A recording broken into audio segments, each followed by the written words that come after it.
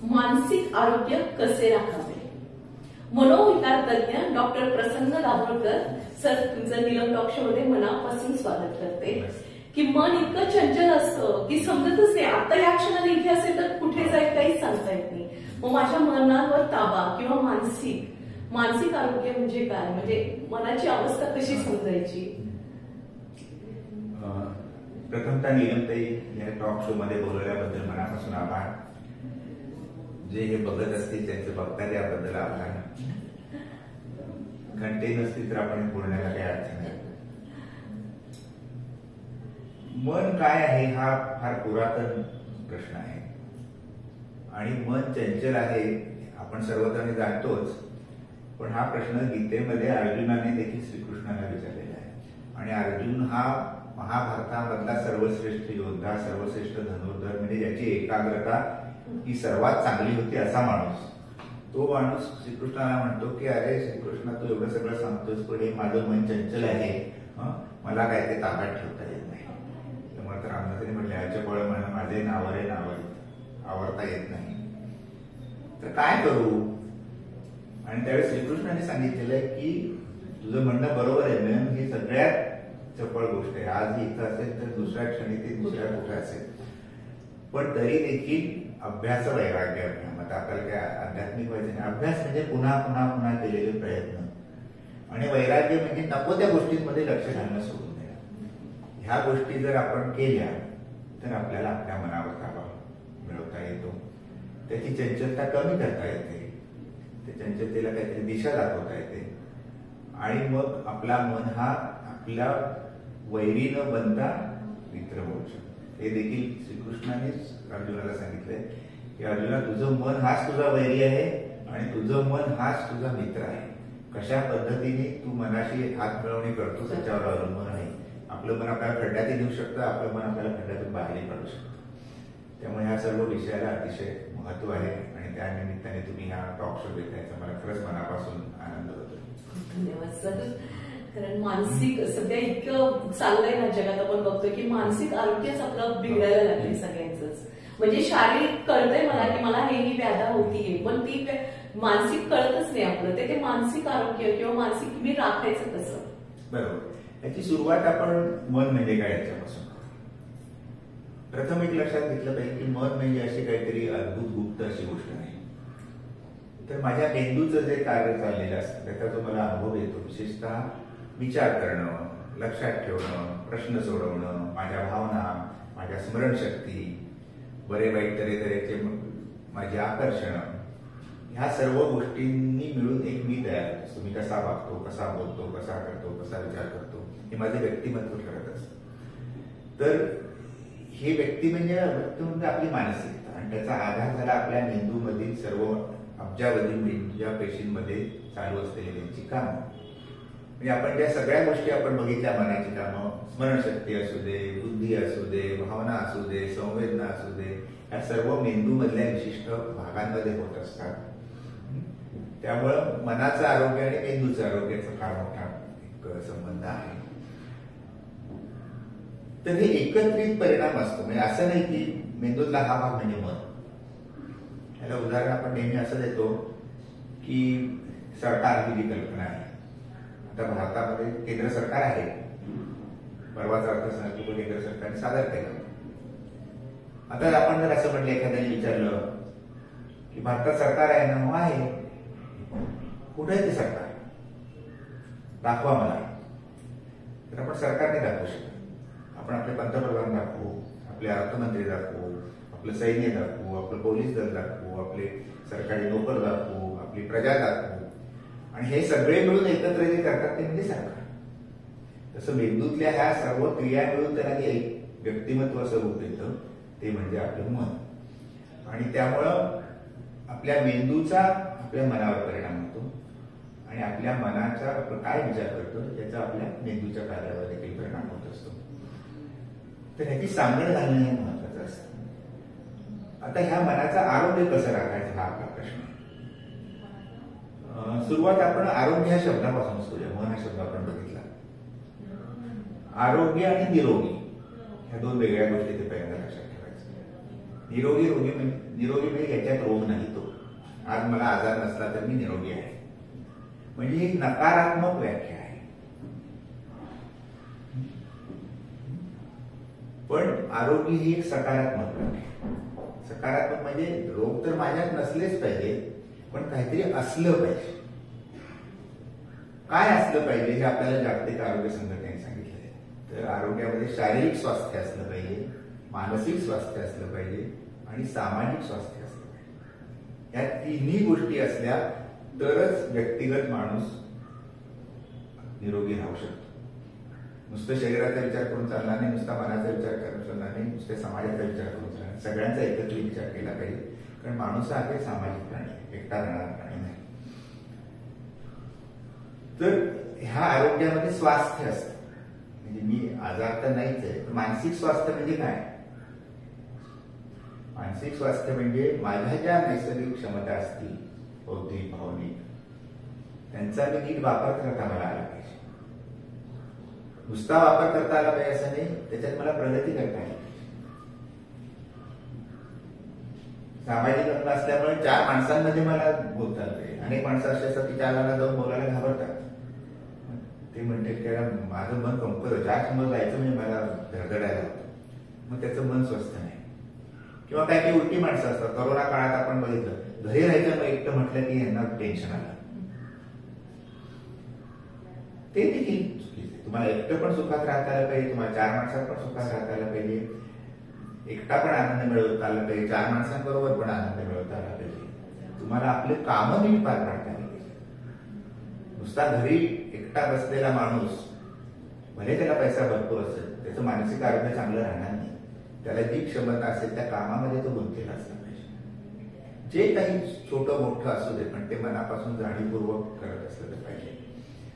तर हे सगळं व्यक्तिगत जीवनात चांगलं असणं, समाजात चांगलं असणं, आपल्या कामात चांगलं असणं, कुटुंबात आपण आपापल्या जबाबदाऱ्या, आपल्या नातेसंबंध योग्य पार पाडू शकत असणं, हे जर आपण करू शकत असलो तर आपण मानसिकदृष्ट्या मानसिक आरोग्य टिकवता पण यायला पाहिजे. हा, तर आता ह्याच्यामध्ये गोष्टी अशा आहेत, तुम्ही मगाशी म्हणाले की त्या माणसालाच कळत नाही मी आजारी आहे. ही भानगड इतरांचा पण संबंध येतो माझ्या मानसिक आरोग्यामध्ये. आता उदाहरणार्थ मला घाबरल्यासारखं होतं, 4 माणसात जाऊन बोलायला मला भीती वाटते. हे मला माहिती असतं ही माझी मानसिक कमतरता आहे.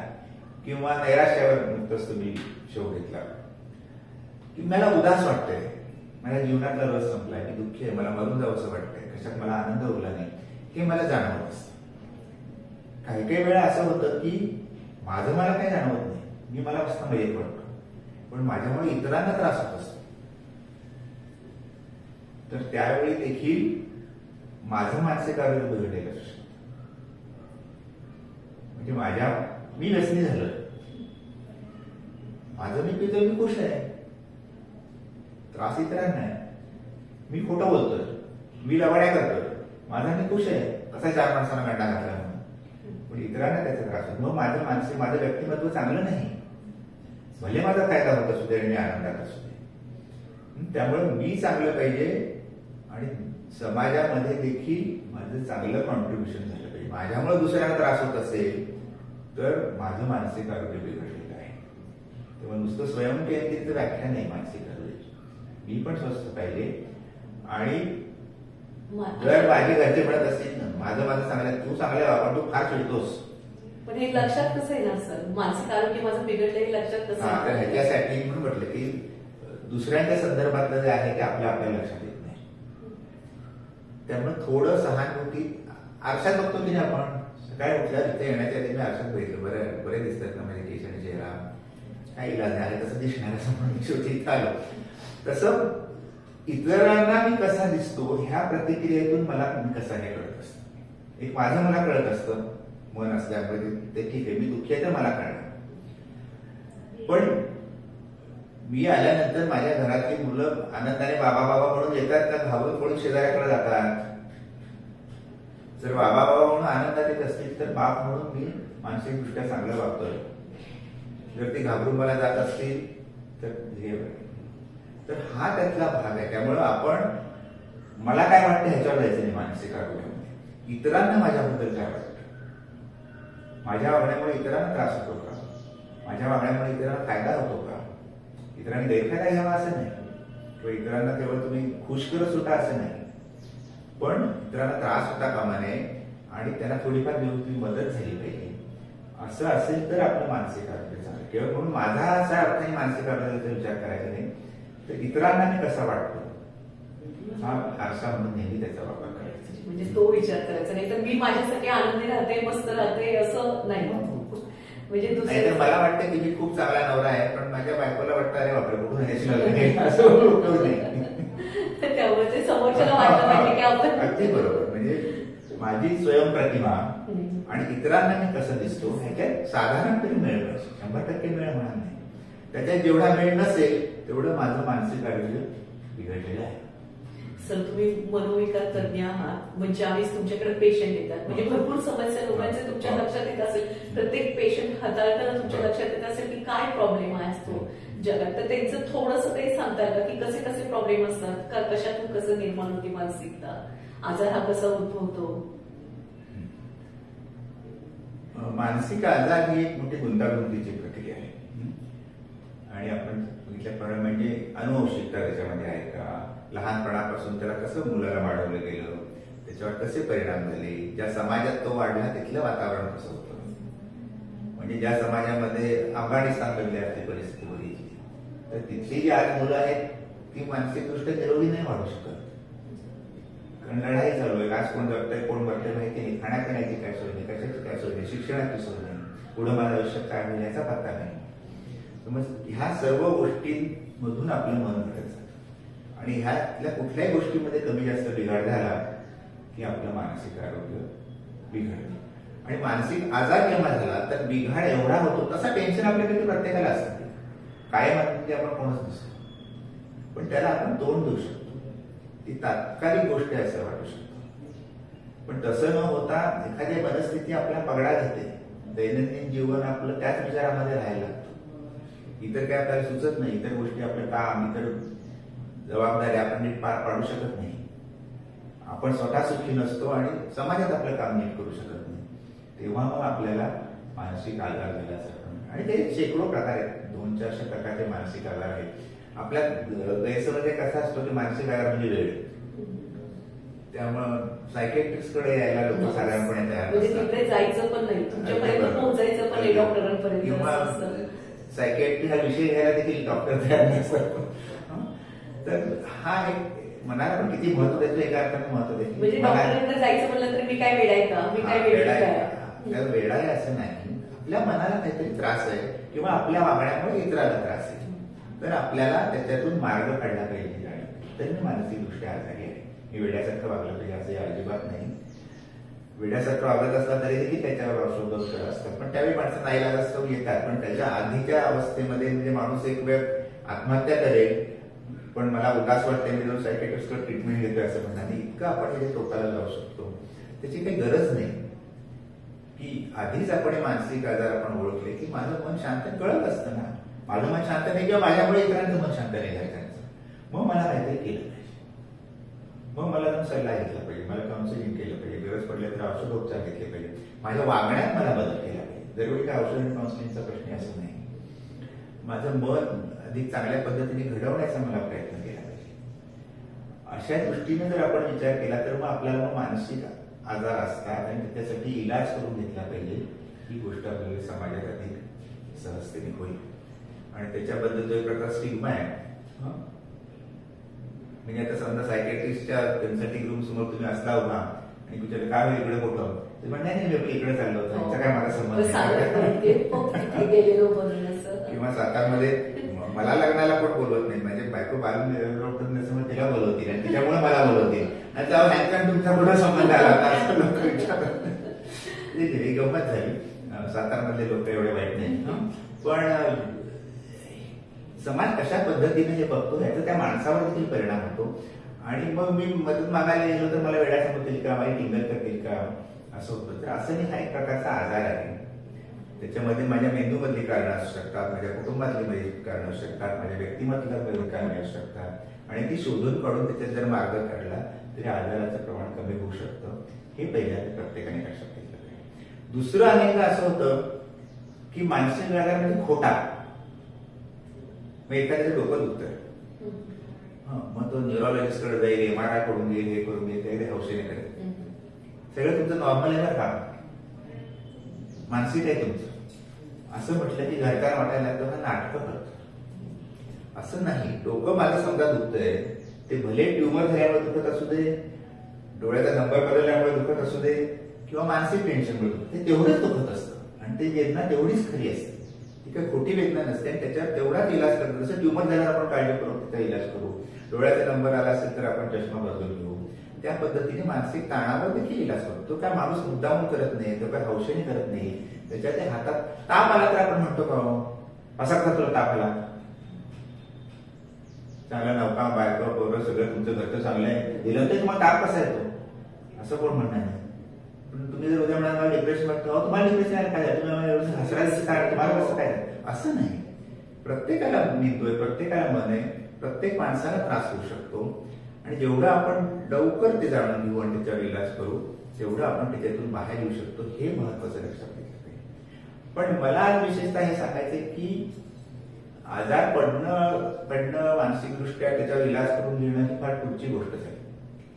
आपण निरोगी मन कसं आपलं करू शकतो ह्या दृष्टीनं आपण अनेक गोष्टी करू शकतो.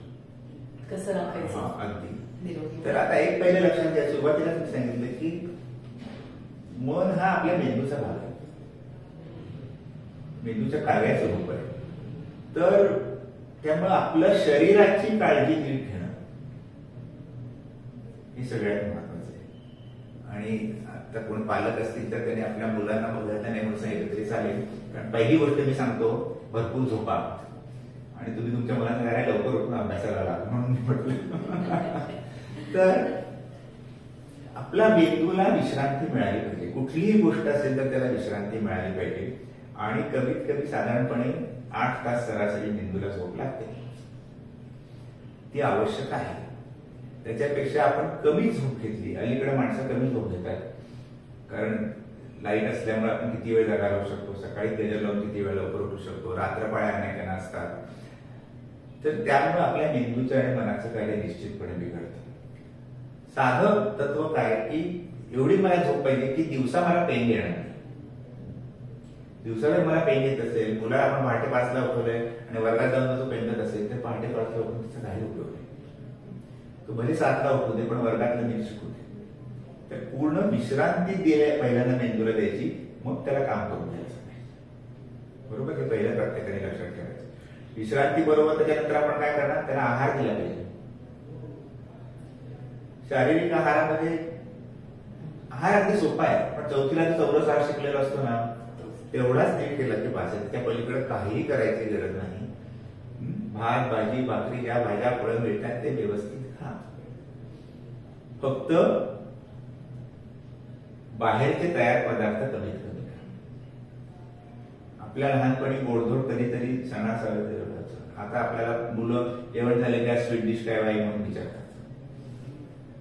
तर हा जो आपण विकत आणणारे ते पदार्थ असतात, विकत आणण्यात ते वाईट असं नाही, ते पदार्थ म्हणून घाण असतं तसं नाही, पण त्याच्यात तेल तूप मसाले साखर ह्याचं प्रमाण जास्त असतं आणि हे आपल्या शरीराला आरोग्यकारक नाही. तेव्हा नैसर्गिक आपण तुम्ही डबा लावला तर हरकत नाही, घरीच भात भाजी केली पाहिजे असं नाही, पण त्या पद्धतीचं जेवण आपलं पाहिजे. फळं पाहिजे, पालेभाज्या पाहिजे, वेळच्या वेळी जेवलं पाहिजे, हसत खेळत जेवलं पाहिजे. तर हा आहाराचा भाग झाला. म्हणजे सर्व मानसिक आपण म्हणतो खरं, पण शरीराशीच ते जावं, म्हणजे एकाच नाण्याची दोन बाजू. एकाच नाण्याची अगदी दोन बाजू आहे. कारण म्हणताना मानसिक करतो, पण शरीरावरच आपले सगळं. कसं आहे, आता मगाशी मी म्हटलं मेंदू म्हणजे मन, ते देखील जरा थोडं पूर्ण सत्य नाही. म्हणजे आधुनिक विज्ञान असं सांगतं की इव्हन आपल्या पोटामध्ये जे बॅक्टेरिया असतात ते चांगले असले तर आपलं मन चांगलं असतं. तऱ्हेचे काहीतरी पदार्थ खाऊन आपण पोटातलं बॅक्टेरियाचं बदलून टाकलं की आपलं मन अस्वस्थ होणार. तेव्हा आपलं अख्खं शरीर म्हणून काम करत असतं. शरीर बिघडले की मन बिघडणार, मन बिघडले की शरीर बिघडणार. सोयीसाठी आपण हे दोन्ही करतो. म्हणून म्हटलं की झोप, आहार, मानसिक गोष्टींकडे मी मुद्दाम शेवटी येतोय. त्याच्यानंतरचा म्हणजे व्यायाम. एवढा एकच शब्द जरी आज लक्षात ठेवला तरी हरकत नाही. व्यायाम ही गोष्ट अशी आहे की ज्याला आपण रामबाण औषध म्हणतो, ते जगातला कुठलाही आजार असा नाही, कुठलाही, की ज्याच्यावर योग्य व्यायाम केला तर फायदा नाही. फक्त चुकीच्या पद्धतीने करू नका. म्हणजे गुडघे दुखी असेल आणि बैठका करत बसलो तर ते चुकीचं होईल, किंवा मला हृदयाकडे अटॅक येऊन गेला आणि गाडी त्याच्यावर पळायला लागलं तर चुकीचं होईल. माझ्या शरीराला योग्य व्यायाम कुठला आहे हे लक्षात घेऊन दिवसातले 20-25 मिनिटं जरी भरपूर केला तरी तो होतो.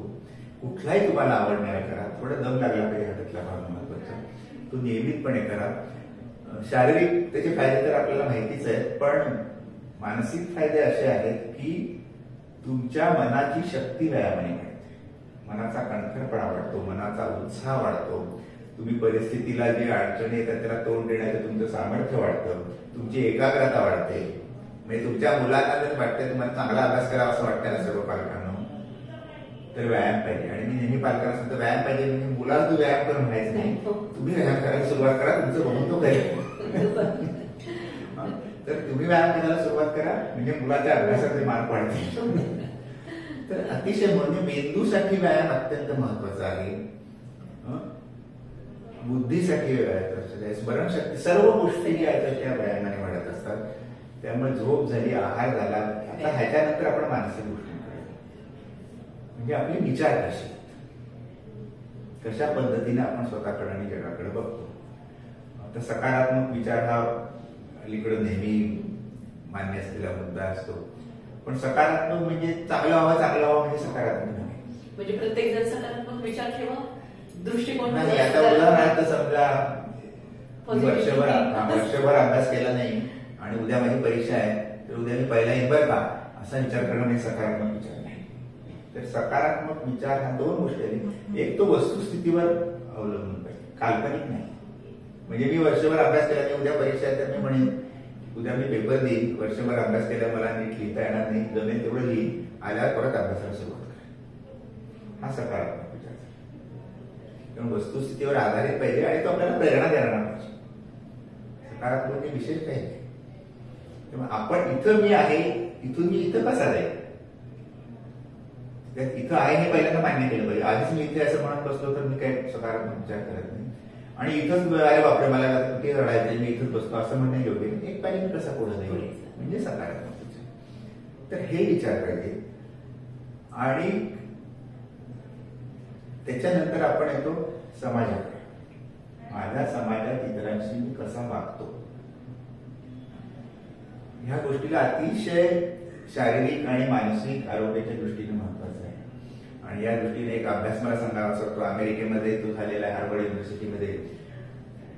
जवळजवळ गेली 40-50 वर्ष ते काही माणसांचा असा पाठपुरावा घेत आहेत. म्हणजे ती BC मध्ये असतानापासूनची मग आता 60-70ला पोहोचलेली आहे. आणि एवढे वर्ष बघितल्यानंतर त्याला लक्षात आलं की कुठल्या गोष्टी असल्या तर माणूस जास्त जगतो, आणि नुसता जगतो असं नाही, आनंदाने चांगला जगतो. मग आपल्याला नेहमी म्हणतात ब्लड प्रेशर आहे का, डायबिटीस आहे का, अपघात झाला का, मोठे आजार झाले नाहीत ना, कॅन्सर झाला नाही ना. ह्याच्यापेक्षा देखील सगळ्यात महत्वाची गोष्ट कुठे असेल तर तो समाजात मिळून मिसळून काही करतो की नाही.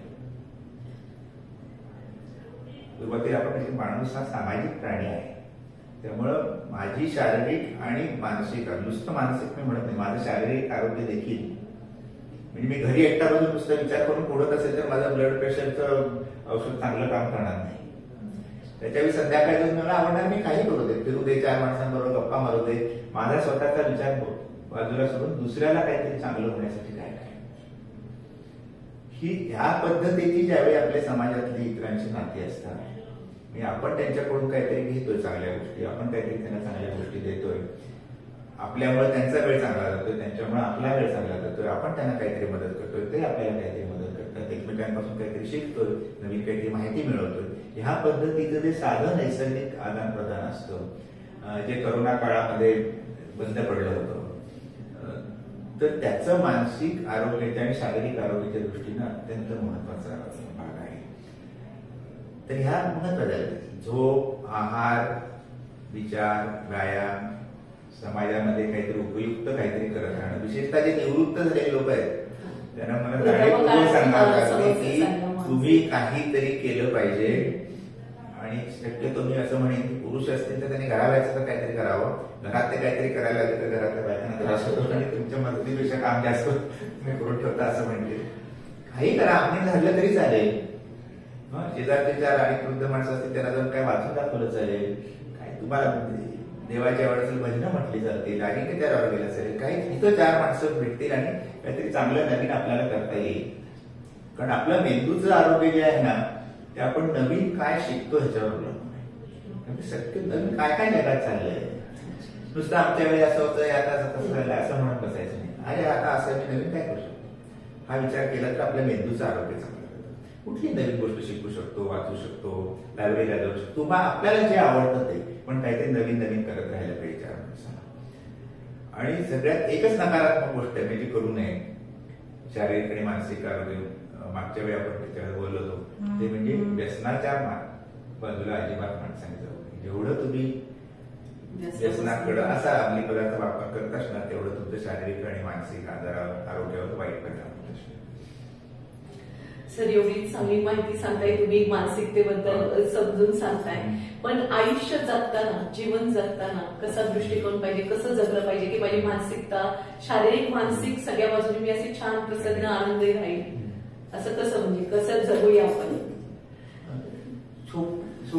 अगदी छोटी छोटी सोपी तत्व आहेत, काही काही कठीण नाही.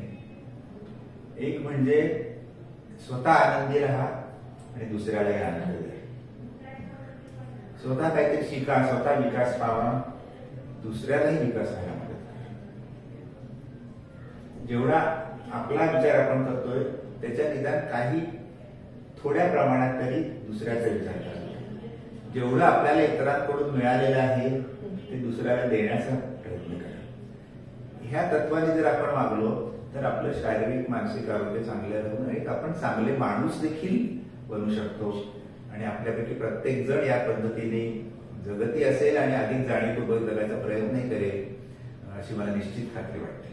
सर खूप छान बोलला तुम्ही. आता सगळे नक्कीच विचार करतील आणि नीलम टॉक शो मध्ये तुमचं खूप खूप मनापासून धन्यवाद सर. आणि असेच वेगवेगळे व्यक्तींच्या मुलाखत पाहण्यासाठी लाईक करा, शेअर करा, सबस्क्राईब करा नीलम टॉक शोला. खूप खूप धन्यवाद.